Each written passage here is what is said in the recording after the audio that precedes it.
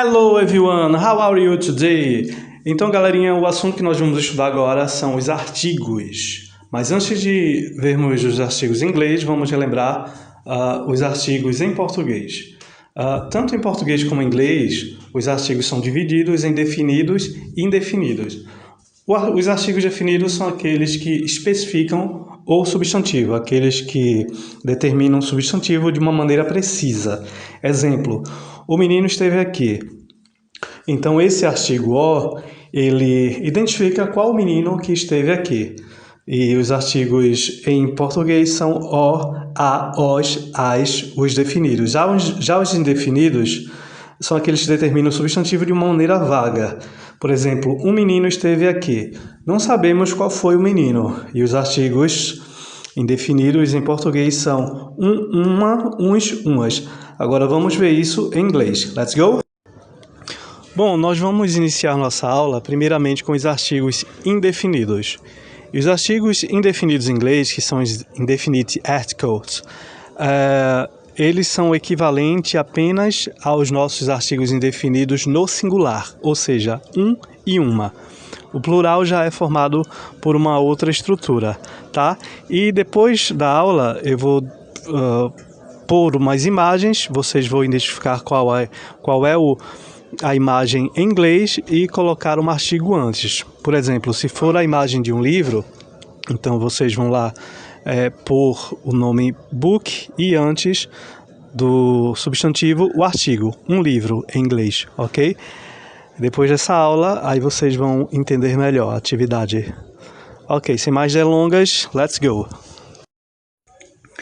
Usamos o artigo indefinido a antes de palavras iniciadas por consoante, ou seja, antes de consoantes da semivogal Y e do H sonoro.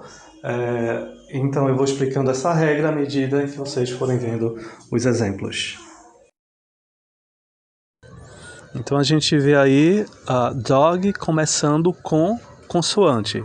Então quando começa com consoante, vamos utilizar esse A como um ou uma. No caso aí, a gente traduz como um cachorro. Ok? Então super fácil.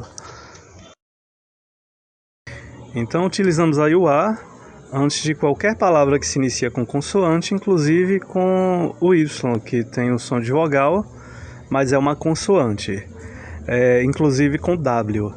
Existem algumas exceções com vogais, isso a gente vai ver daqui a pouquinho, tá? Então fica aí I woke traduzindo uma gema, tá ok? Então vamos para outros exemplos.